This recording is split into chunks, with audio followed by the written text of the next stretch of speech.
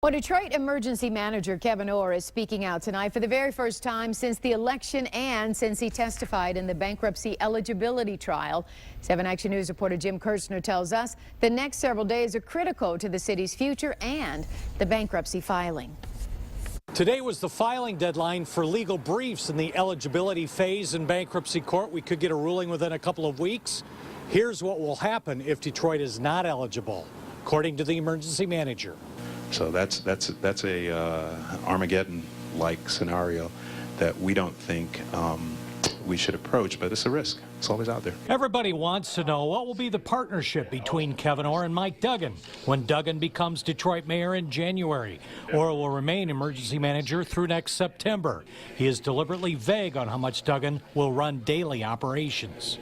A lot of our creditors and stakeholders that are contesting some of the assumptions in there, so I have to be careful to the extent that anything that's done on the operational side does not impact what we're trying to do in restructuring.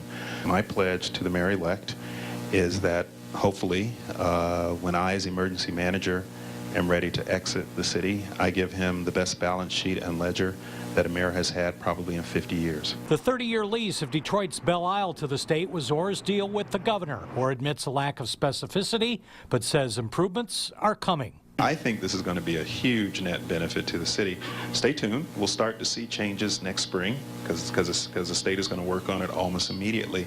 The big controversy about art at the Detroit Institute, Kevyn Orr says the Christie's appraisal still not in. He'll have a decision on what to do with the millions in art by the end of this year. In Midtown, Jim Kirchner, 7 Action News. All right, thanks a lot, Jim. Now, Kevyn Orr tonight also told us a new agreement with paramedics is a good sign that he hopes will serve as a model for more deals to come. We first told you about it at 5. The agreement covers 170 EMS workers for 5 years. It adds 50 jobs and reinstates disability coverage for injuries at work. They will take the 10% pay cut imposed on all city employees, but would get an annual 2% increase starting in July. The deal is subject to state approval.